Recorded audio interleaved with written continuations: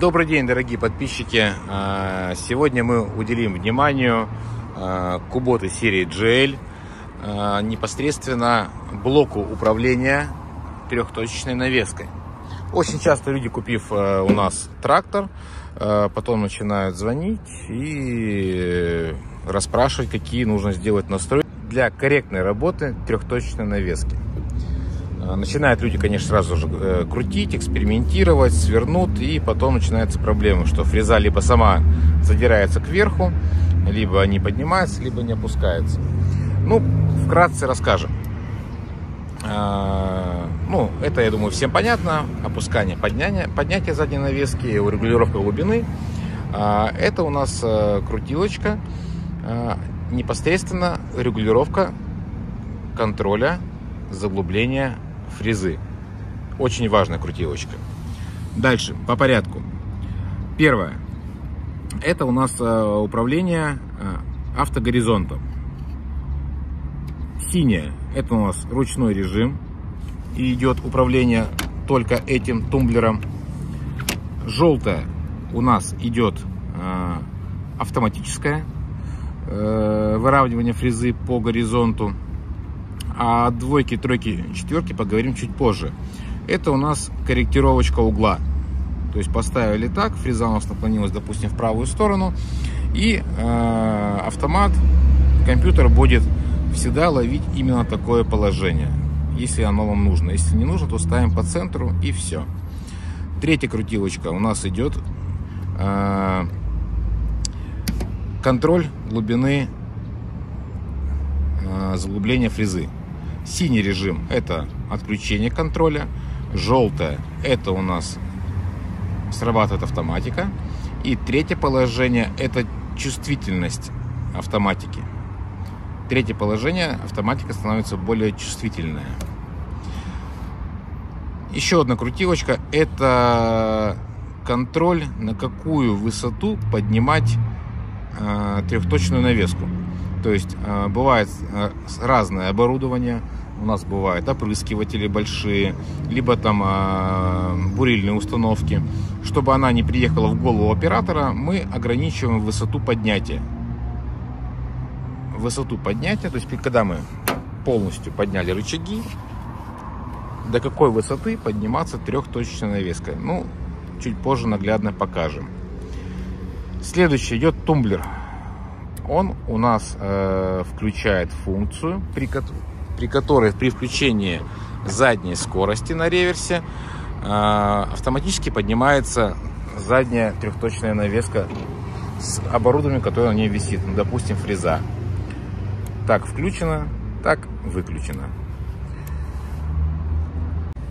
Так, ну вернемся к положению 2, 3, 4.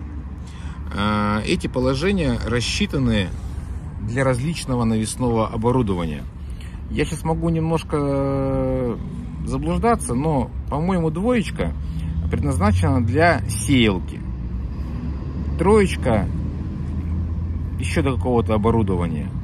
Для вспашки фрезой, для работы с фрезой мы выставляем желтое положение. Двоечка, троечка, они еще служат, есть определенная схема, таблица, кому нужно, мы скинем. Это когда мы меняем вот эти положения. То есть это положение мы ставим с этим отверстием. Также обязательно симметрично ставим здесь. Это, допустим, для сеялки. И ставим положение 2. То есть это для, как пишут японцы, для плоской сеялки. Ну, что они имеют в виду, сложно, честно говоря, разобраться.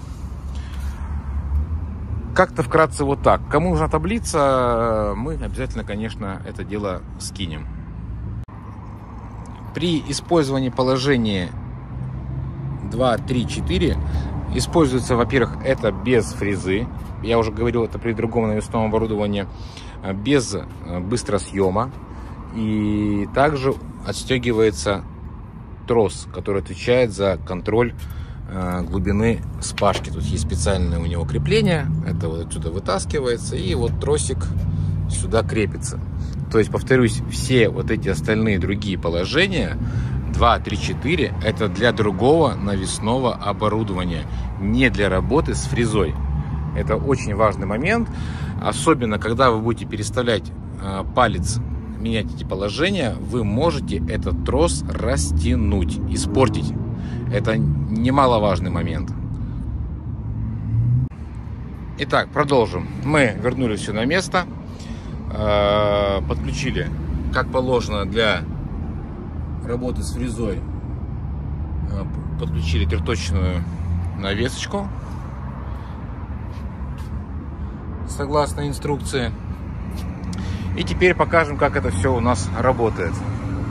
Запускаем двигатель. После запуска двигателя у нас моргает лампочка. Все ее боятся. После запуска двигателя нужно обязательно поднять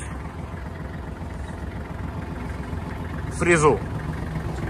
Лампочка перестала моргать. Все, у нас компьютер полностью в рабочем положении. При опускании лампочка гаснет. Этот кран у нас для регулировки скорости опускания задней навески. Сейчас он был немножко откручен. Подняли заднюю навеску. Опустить не опускается. Значит, немножко приотпускаем. Все, пошла. Регулируем плавность опускания задней навески. Это зависит от того, какое оборудование у нас стоит. Фреза у нас весит килограмм 200-250, а плуг, допустим, 100 килограмм. Ну, чтобы при опускании навески плуг не падал как камень, да, то есть мы регулируем под каждое оборудование, регулируем скорость опускания. Ладно, как нам проверить автогоризонт? Как он работает? Положим камушек, сделаем искусственное препятствие. У нас сейчас включен автоматика на автогоризонте. Кстати, на секундочку, если мы контроль глубины спашки переключим в ручной режим, то заморгает лампочка, и надо будет опять поднять и опустить, и режим встанет в рабочий режим. Если мы опять меняем настроечку, опять моргает лампочка, требует опять поднять и опустить. Выполнили команду. Вернемся к нашему автогоризонту. У нас включен автогоризонт в автомате. Желтая работа с фрезой. Предположим, что у нас поехал трактор и наезжает на препятствие. И что мы видим? Что у нас трактор начинает кривиться, а фреза у нас ловит горизонт. То, что нам и требовалось. Если мы выключим эту функцию, то у нас ничего происходить не будет. Фреза будет повторять то положение, которое вы и задали. Можно, конечно, поправить вручную, если это требуется. Чтобы вернуться к автоматике, мы сейчас специально вот ее даже искривили. Возвращаемся к автоматике, он сразу же ее выравнивает. Вот так работает эта первая ручка. Второй момент. Допустим, нам нужно, чтобы фреза работала всегда вот в таком положении. Видно, да? Опять мы наезжаем на препятствие. Вот мы поставили другой угол. И она будет именно ловить именно тот угол, который мы задали. Именно его. Если вам это необходимо. Если вам нужна горизонт, то поставили ее в середину и все. Так, следующее у нас идет глубина фрезеровки. Сейчас он стоит на автомате. Так, у нас немножко трактор не съехал. Фреза ругается. Так, съехали. Как это работает? Фреза у нас при пахоте имеет свойство самозарываться. Она зарывается, вот видно следы, да? Это уже неправильно. И трактор просто не исправляется, и он просто глохнет. И все. И многим людям кажется, что мало мощности. Надо брать 25, 30, 40 сил. Ну, чтобы он уже, грубо говоря, мог добраться до ядра земли. Но это не нужно. Нужно просто научиться управлять компьютером. Во-первых, что хотелось бы отметить. Максимально рассчитанная, как мне сказали представители Куботы, когда я был в Японии, максимальный расчет, здесь у нас не хватает ножа, вот максимальная глубина, максимальная.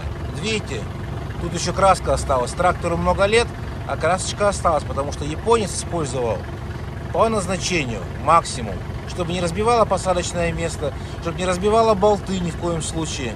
Вот ваш максимум. И вот мы с вами едем, фрезеруем. Фреза начинает самозарываться. Нам нужно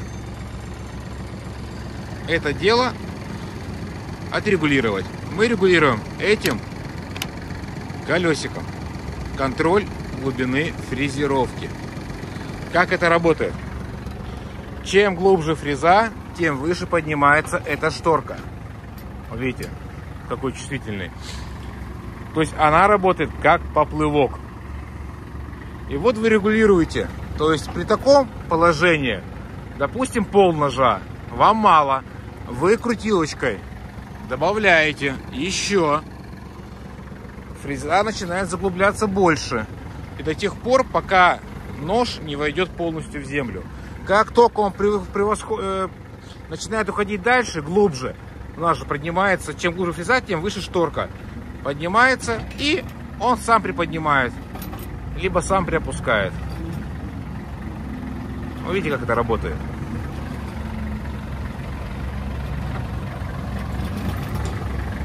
Вот примерно так это работает. Если вы научитесь правильно работать этим колесиком, глубже, меньше, больше, у вас будет хватать и мощности, ресурс трактора будет долгое время сохраняться, цепь не будет растягиваться, редуктор не будет выходить из строя и так далее, тому подобное. Поэтому всем настоятельно рекомендую пользоваться этой системой,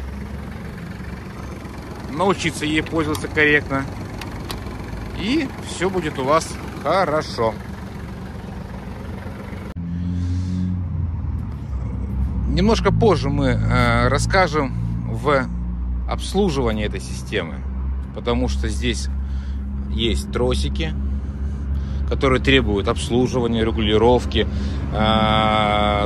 есть датчики.